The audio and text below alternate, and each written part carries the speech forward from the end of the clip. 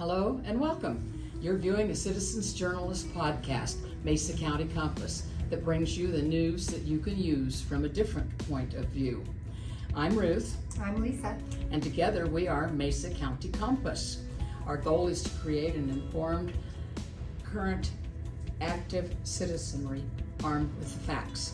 We will be covering what's new to you, what it means to you, what you can do about it, and provide you access to the decision makers when we can.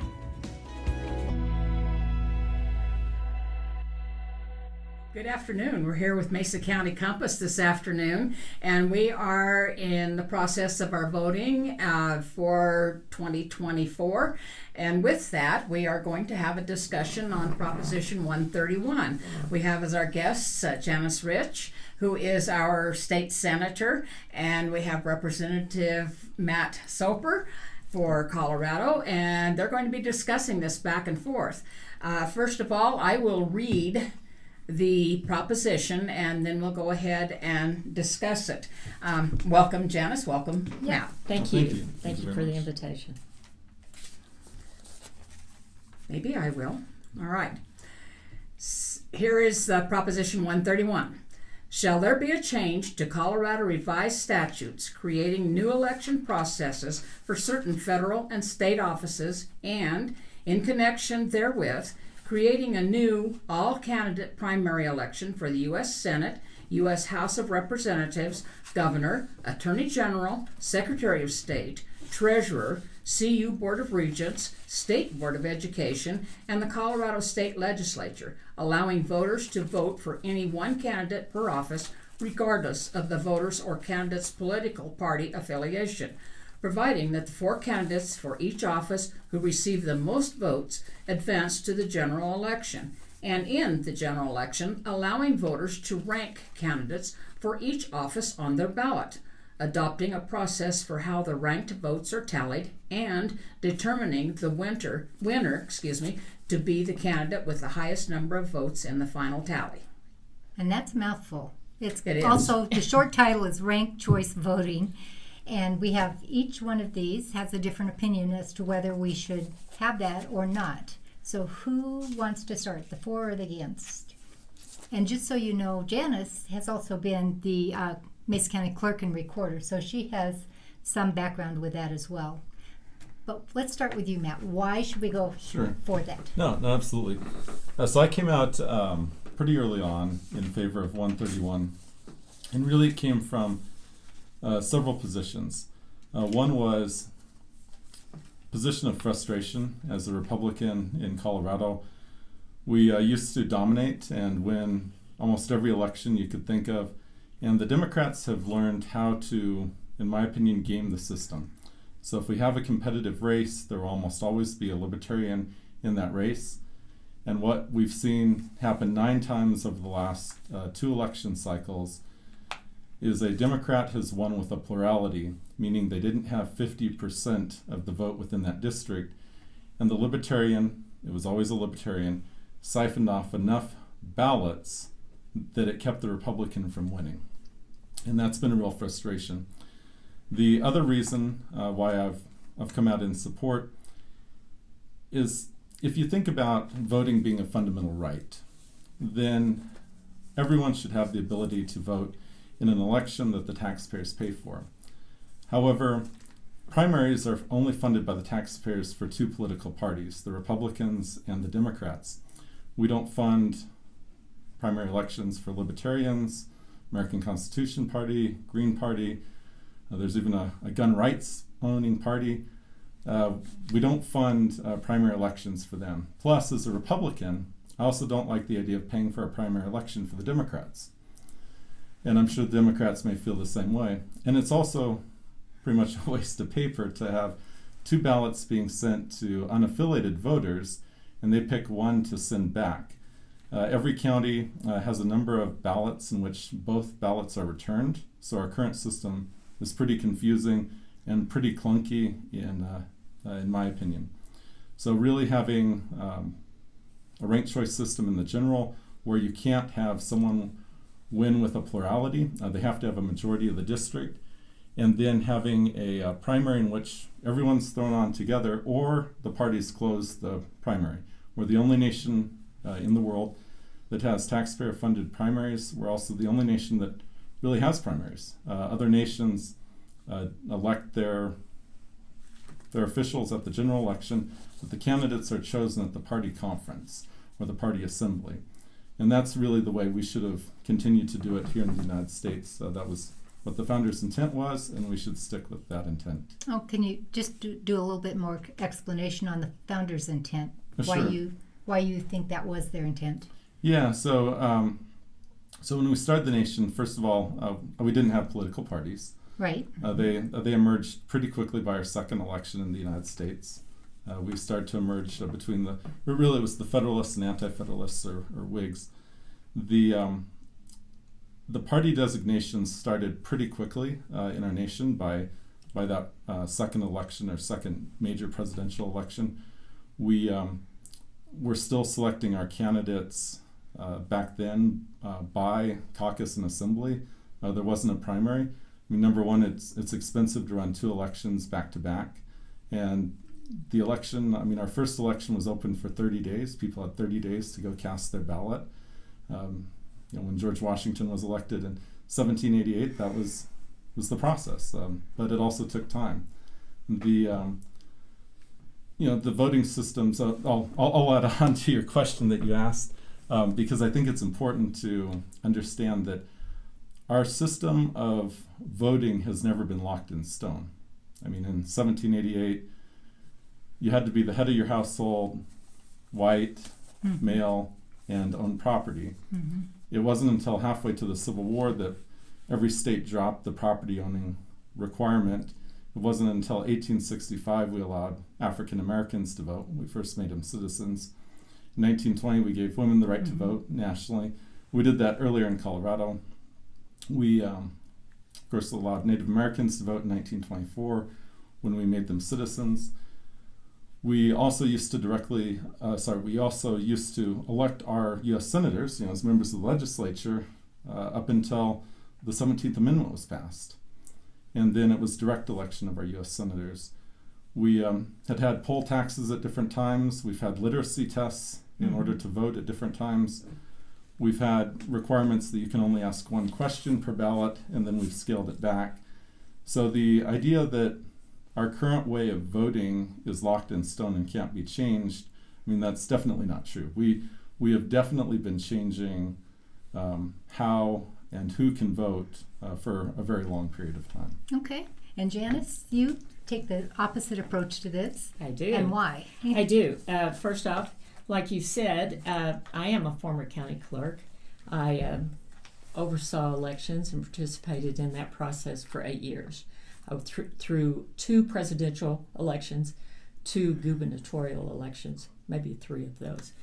And while we don't use the same system that I used, a lot of those processes are still in place. I'm going to talk more about the policy of elections rather than what Representative Soper is referring to. I don't disagree that maybe the current process is perfect. And while I was the clerk, the legislature was changing election laws like every few minutes, and we were jumping through hoops to do whatever they thought was best for us. Being on the ground, listening to voters, that was very upsetting to them. Oh, we didn't do this last year. I know. That the legislature thought they had a better idea. I have been on the receiving end of upset from voters when we make such drastic changes. And so they're already confused enough. And I think that hasn't really changed. One of the things that I think is an issue right now is that there's a lot of mistrust in voting. And ranked choice voting will create more mistrust. And it's not a conspiracy theory thing for me. I look at this as the upset of the voters and how much election officials have to deal with all of the things that they're planning on. Because I don't use the current system, I did seek out those who are election professionals that use the current system that we have. Now, the auditing process right now, we do a risk limit auditing process, and we are able to determine when, how hand counting and various things like that. In a ranked choice voting, you will no longer be able to do that. You can hand count the first time around, but once an algorithm decides when that fourth person gets thrown off, an algorithm will determine where those votes go between the second and third highest vote getter, not the first one. The first one might have gotten 49.5% of the vote, but it'll be second or third that will win the election because the algorithms will ensure that. But as a voter, a concerned voter, who had a preference of a candidate, you will never be able to go back and hand count that because you can't hand count an algorithm. So auditing is going to be an issue.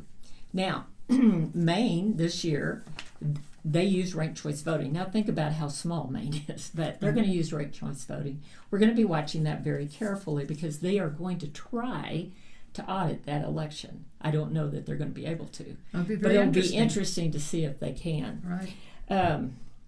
One of the things that concern me about this is that they've had several studies on ranked choice voting and the confusion of voters. And if you don't rank them, your vote for that particular race could be thrown out. So even if after the fourth one gets thrown off, you don't have any votes that can go to second or third. So you're going to lose a lot by going to ranked choice voting. Now, it's interesting to me that there's a lot of money going into this campaign for ranked choice voting, but a lot of it is coming from out of the state of Colorado. Like for the Waltons, for instance, that have Walmart and Sam's, they are putting a lot of money into Colorado's voting ballot question on their campaign. So it's interesting to me that they would even care about Colorado's voting. So it's hard to say how that's going to go. There's also the question of how much this is going to cost. It's already been proven that it could be, if it were implemented today, $21 million to implement this. That does not count the education of the voters. And the County Clerks Association has looked at this, and it would be no less than $6 million per year per county if ranked choice voting is implemented. And that's not even counting the $21 million. So it's going to be a very complex process, and I think that one of the things I was really happy to see, and this was by Wayne Williams. Now, Wayne Williams was the Colorado Secretary of State, and he's also been a county clerk. And so one thing that gave me some hope is that this might not even be implemented in 2026 because the new Colorado law prohibits ranked choice voting until after 12 municipalities have chosen to use this process. Now, ranked choice voting in Colorado has been here for a few years. Municipalities had the option to use it. There still haven't even been 12 that have chosen to do this. And 12 counties have to agree to use it before it can be implemented. So that gives me some hope because I think Boulder County tried it and they did it for a municipality, and she was so glad they had 3 years to try to make that work. We went to, well, it wasn't a debate, but it was Restore the Balance. I went to that. I know you were there, where we had some people talk about this, and Utah talked about how they use ranked choice voting. Toward the end, he finally had to admit that he's never done a statewide ranked choice voting. He did it for a municipal election. It sounded from the beginning that they'd already done that, but they haven't. It was for a municipal election. I think that might be easier to get to, in municipal elections. But like I said, I don't think that we have a perfect system, but I think we have a better system than ranked choice voting. And I hate for us to just close the door on looking for a better solution than RCV. Understood that. Can you give us, both of you, give us a little bit about jungle primaries. Where do they fit in all of this? If you will, start, You Matt. want me to talk about I'm that? sure. Or- Yeah, go. Well, go ahead, Janice. Well, I'll go with that. Let's say in 2028, that's going to be a presidential election. There'll still be a primary for the presidential candidate. There'll be a primary for your local candidates, county commissioner, county clerk, county treasurer. There'll be primaries for that. There'll still be the caucus process for those. But for ranked choice voting, for the others, U.S. congressman, U.S. senator, the governor, or the representatives, U.S. senator and treasurer, different things like that, that'll be ranked choice voting.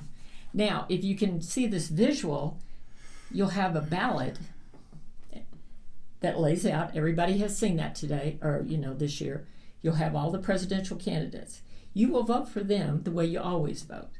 Then all of a sudden, right in the middle of the ballot, you're going to have this ranked choice voting, where it's going to be 1, 2, 3, 4, or 10, or whatever, however many candidates there are for each of those. And then all of a sudden, when you get done with, after you get done with the legislators, we're going to go back to what we're doing now on that ballot. This is why a lot of those get thrown out, because it gets very confusing when you're using a jungle primary or a jungle ballot. It's a bundle ballot is what they call it. And this, I'm concerned that it will, if people's ballots start getting thrown out, that it's going to discourage voting instead of increasing voting. It's going to disenfranchise voters. Right. Now, another thing that could happen, and then I'll let you get to yours, is that in a primary, because it's all mixed up, Republican, Democrat, all the different ones, and we do by the way, we do already have open primaries. People say we don't, but we do. We do. And so they all get paid for to participate in. But you could end up, if you do this strategically, with only one party being in the general election with those top 4.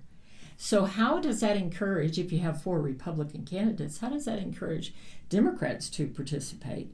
How does that encourage, if you have all 4 Democrats in the general, how does that encourage Republicans to participate in any process? It can actually happen. It actually becomes a popularity contest in that case. Well, most elections are popularity. Well, they are indeed. When it comes down to that. Unless you go by But straight with party ranked lines. choice voting, it's to make sure that the actual candidate that might be the most popular in your county or in your state doesn't win. That's what that's about. You go. Yeah. No, thank you. I will concede that if 131 does pass, that the legislature will definitely need to fully align all elected races to be the same. Because the arguments that it's a confusing system, having, for example, U.S. Senate, Congress, governor, other statewide offices on a one primary, and then county commissioner, you get another ballot, I guess, if you're a Republican. No, it would be or on the Democrat. same ballot. Well, no, but you'd still have to parse that out between Republicans and Democrats, because they would still be elected through the current system. Well, I know, but the ballot itself will have them all on there. The president here, Yeah. then all of your state candidates there, Yeah. and then all of your local here. Yeah. Yeah. One, you'd have to have 2 different forms, because You don't have to. And you know what? If you trust the Democrat majority Yeah. to do what you're just suggesting, I've got a lot of land in Florida to sell you. Oh, I don't trust the Democrat majority at all. That's why. Oh, good. I Good can to tell know. you that the Democrats were so quick to try to sabotage ranked choice voting, which is why they amended the election bill we had at the end of the session. To say the 12 municipalities and 12 counties, and to also have a study. That was the other part of the amendment. But they purposely did that because parties in power don't like ranked choice voting, particularly Democrat parties in power. Because what happens is Democrats have learned for a long time that you can have a libertarian or another third-party candidate siphon off enough votes from a Republican that Democrats win. It's happened time and time again. Like I was saying at the very beginning, we would have been up 9 members in the state legislature under a ranked choice voting system or even a runoff general election system. I'm not going to deny that having a mixed system with some ranked choice and some conventional on one ballot is not confusing. I believe that it would be confusing. I don't disagree with that at all. That it would either need to be one system or the other system. That as it's written does have some clunkiness, and I do believe that is a very valid argument against the issue I have with like a libertarian going straight from their assembly to the general election ballot is like a football team going from the regular season straight to the Super Bowl without ever having gone through the playoffs. Mm-hmm. That it really is unfair for someone to be able to go from their own party's assembly to the general election ballot without having gone through any sort of a primary. I mean, right now they're used against us as Republicans to take votes away from our candidates. And that's what I see happening time and time again. And the Democrats have learned that they can win and that they can use this to keep a supermajority. But wouldn't you agree that if there were enough in the Libertarian Party or the Green Party that they could become a majority, they could become a major party and they could be in a primary? They could. If there were enough of them that wanted to join those parties, nobody is stopping them from joining those parties and becoming a major political party. Sure. And having a primary. I guess I have trouble having a distinction between major and minor parties, that if you're a major party, the taxpayers fund your primary, but if you're a minor party, you don't get the same treatment. Okay, but they do, they get to go straight to the general, and that election is paid by taxpayers. It is, yes. But if they wanted to attract enough people to become either in the Libertarian Party or the Green, and we're just using that as an example, yep. They could become a major political party. Mm-hmm. They could have a primary that the taxpayers pay for. Sure. I'm a Republican, but my taxpayer money also pays for the Democrat mm-hmm. primary. How does that change? Because they have the ability to become a bigger party than even the Republican Party if they work at it. I think there's some pragmatic issues that I don't see it changing between the two major parties. I think that people talk about a viable third party. The last viable third party was our party, the Republican Party. Mm-hmm. Or the Tea Party was the last viable, I think, because they did pull election and they did pull votes. Yeah. And they weren't funded. But they weren't a standalone party. No. Yeah. But I've never thought that they were disenfranchised because they do get to go straight to the general election and be a part of the process. And that election is paid by the taxpayers mm-hmm. for any of the minor political party candidates that are there. Mm-hmm. So do you think the better solution then would be, and I'm asking this of you, to close the primary and just say, you've got to pick a party. You can't. I would always, we left that up to the voters the last time. Mm-hmm. I would leave it up to the voters this time. I'm not trying to be that person. I'm just looking at it from a policy standpoint, and a former county clerk, is that that should go back to the vote of the people again mm-hmm. if they wanted to go back to close mm-hmm. because that's where it was decided before mm-hmm. was the vote of the people. Mm-hmm. So I'm just trying to be fair about that. Okay. Regardless of how I feel about it, the majority ruled on that, and I think that if you're a Republican, and I know that like Representative Soper said, the processes have changed throughout the years, but we sent that to the vote of the people, and I think the vote of the people should make that decision again, mm-hmm. to be fair. I felt this way about the death penalty, too, and we right. debated the heck out of that. That was a vote of the people to decide that we should have a death penalty. Right. And then the legislature came and just took it out. Wipe it out. Yeah, to me, if it's voted on by the people, it should be repealed by the people. Exactly. That's where. That even if it's a statutory change, because 131 is a statutory change, and I've had some people say, well, if a mistake was made, the legislature can fix it.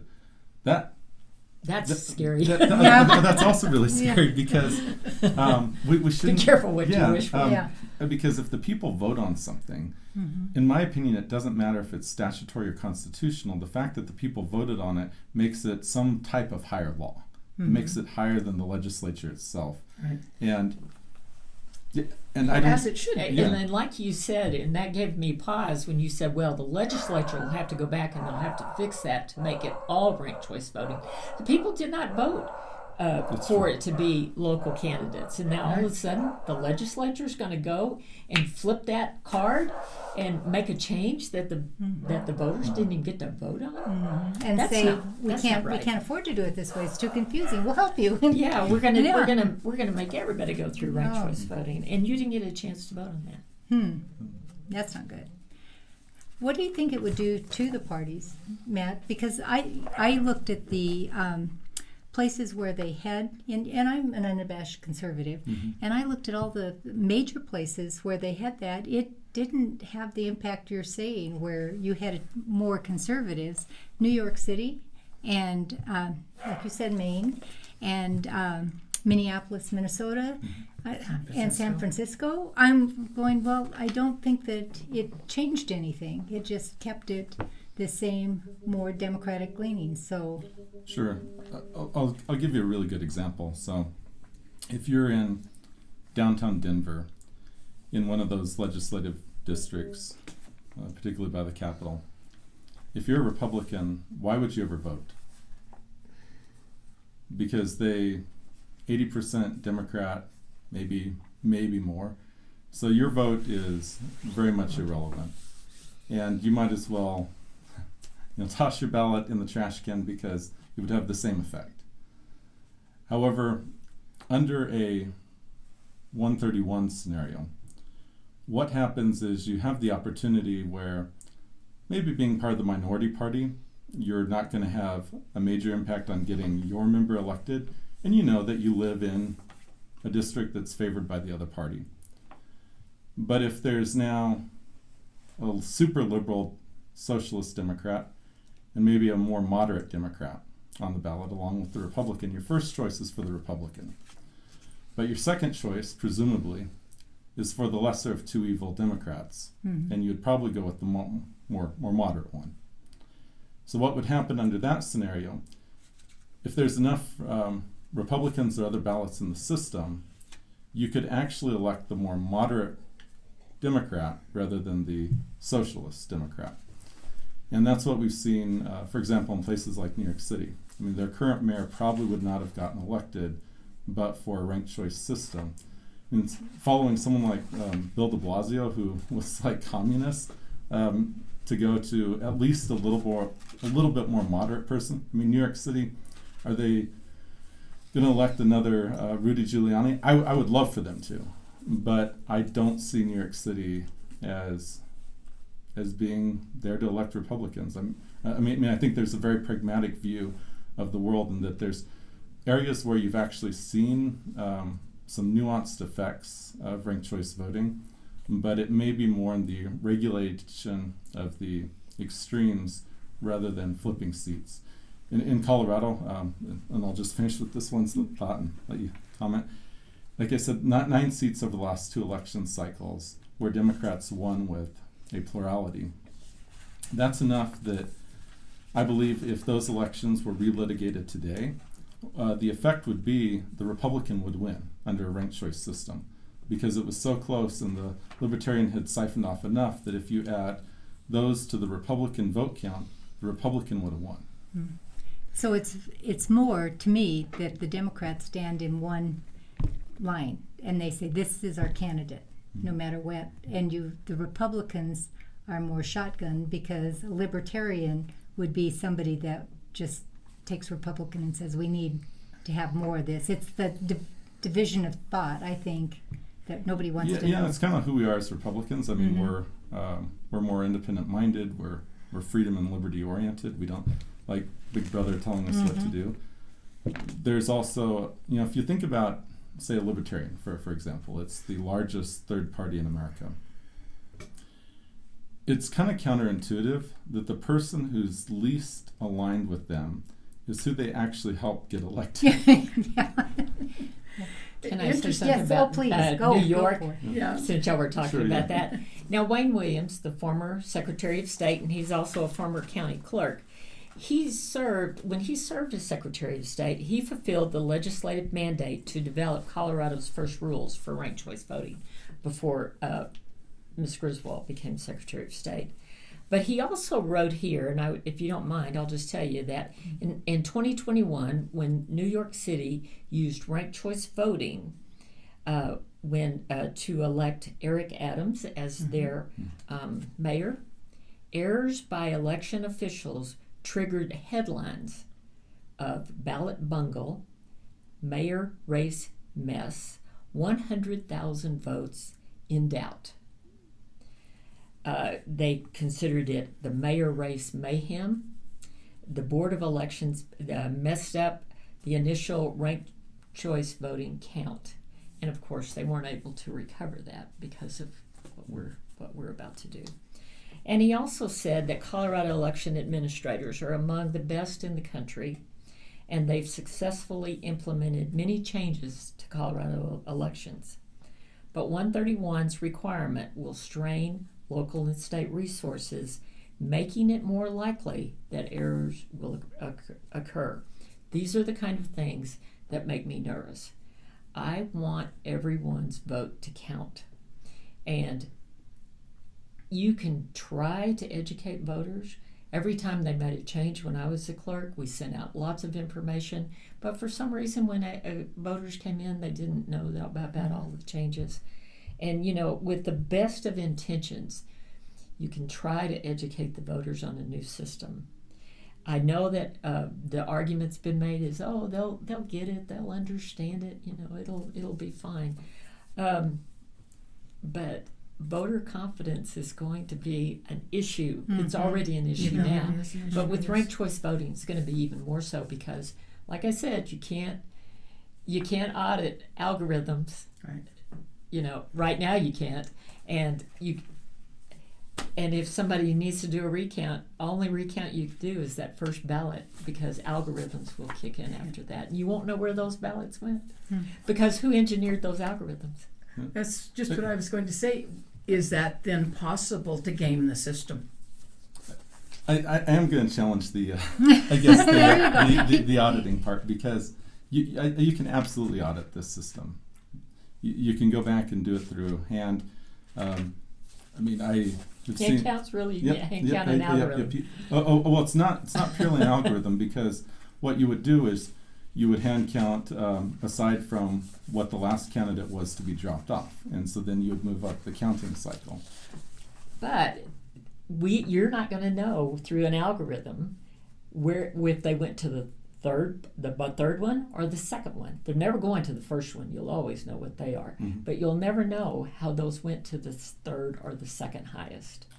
Why wouldn't you know that? Because I have my first choice, and then I have my second choice and my third choice. I know, and you'll know that the first time around. Yeah. But when they drop off of the fourth, they drop off that fourth one. So the fourth one comes off. You don't know because you don't know who engineered the algorithms whether those votes go to the second one or to the third one. The votes from the fourth because candidate. they're not going to automatically just go to the third one. So it's going to play back and forth between the second and third candidates. So the fourth candidate that's dropped off, who let's say that was my first choice. So that means now it goes to my second choice. It either goes to the second or third. You don't know because the algorithm's going to make that decision. Well, they shouldn't because they shouldn't. Yeah. Well, no. I absolutely agree with you there. They should see if it's my third choice or my second choice, depending on which ballot we're voting. But they're not going to be able to track that. Well, you could go back to the at least the physical ballot and see what your choice was. The physical ballot. That's true, but that's just the first counting of the ballots before an algorithm kicks in. But you could because even do. We don't use algorithm right now to count ballots. Oh yes, we do. Oh no, we don't. Oh, It's I mean, Dominion has a very complex system out there. I know they do, but we don't use an algorithm right now to count those ballots. We don't just arbitrarily throw them anywhere. Mm-hmm. I mean, you can absolutely, hand count both systems if you had to. Okay. For the Well, election professionals say you cannot. Okay. I haven't used Dominion. I'm going by what the election professionals say. And those that have run ranked choice systems, like the gentleman from Utah the other night, And he only did it in municipal elections. he said he had done He it in a county. admitted it at the end that he had only done it for municipal elections. But they had hand counted it. No, they had not hand counted it.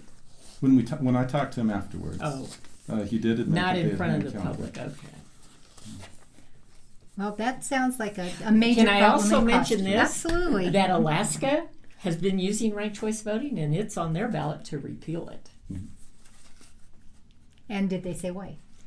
because it's not working for them. Is it not working because they can't do the accountability, or is it not working because of the cost, or do we know why? I can't answer, but they say it's not working for them. There could be a number of reasons. I've heard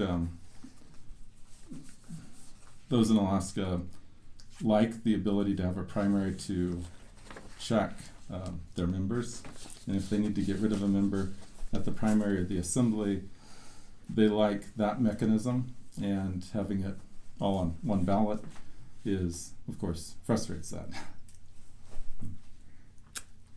Well, so definitely pros and cons here. Right.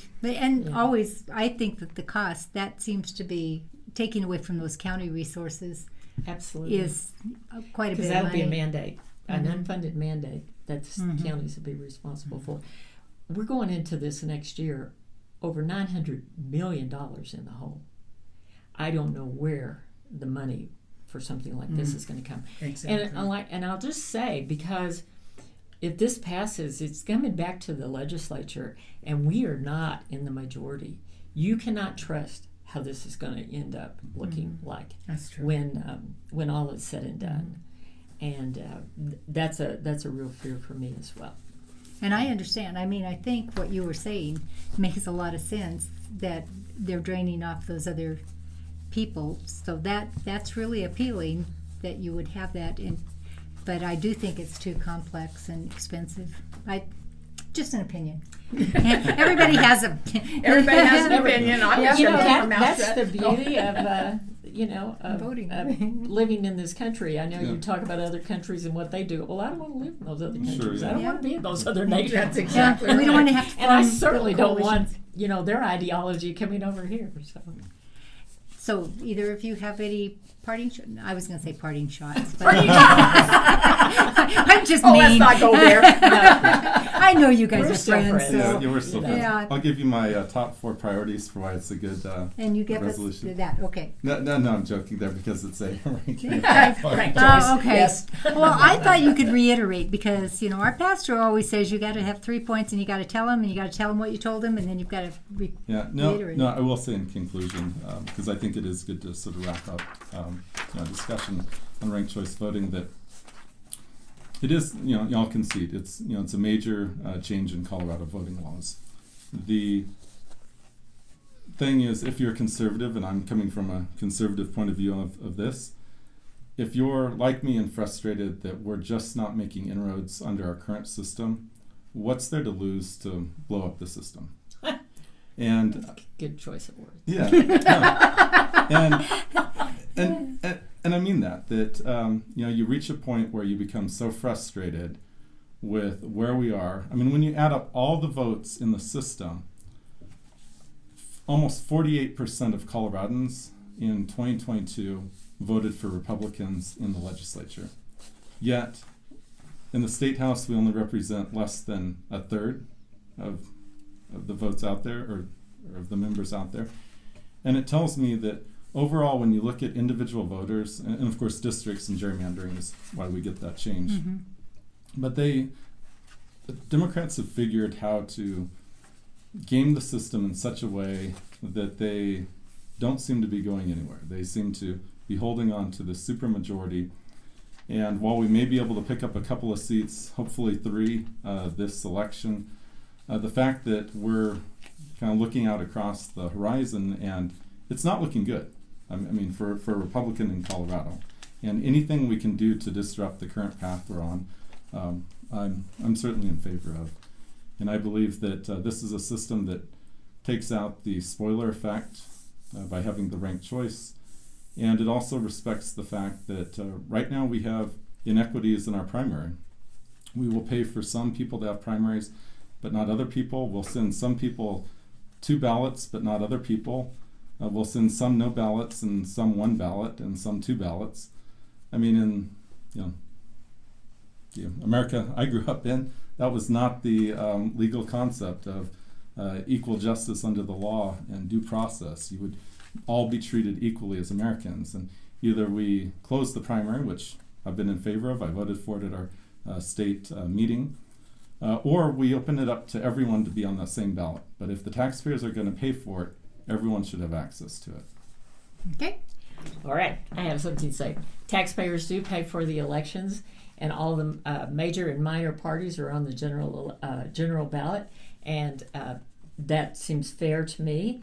I believe that the current process may need to be revamped, but I don't think ranked choice voting is it. I think voters are confused enough without adding this type of thing to it. I believe that auditing of a ranked choice voting election would be difficult, and it will create even more suspicion by voters, which I hate to see because I think we do have a good system here. Studies do show that more votes get thrown out because of voter confusion in a ranked choice voting. $21 million just to implement this process before you even get to the education process, before you get to the $6 million a year that it's going to cost counties. I think that's a bad use of money, and I think it's irresponsible. And I think that we ought to be looking at something better than ranked choice voting. I question why so many people outside of Colorado are investing in our elections. And I would urge a no vote on ranked choice voting. This was amazing. This was so good. Absolutely. Thank you, guys. Absolutely. Yes. Well, you've been watching Mesa County Compass. This is the facts as we see them, the truth as we know it, and 2 great people. So you decide. Thank you very much, Janice and Matt. Thank you. Loved it.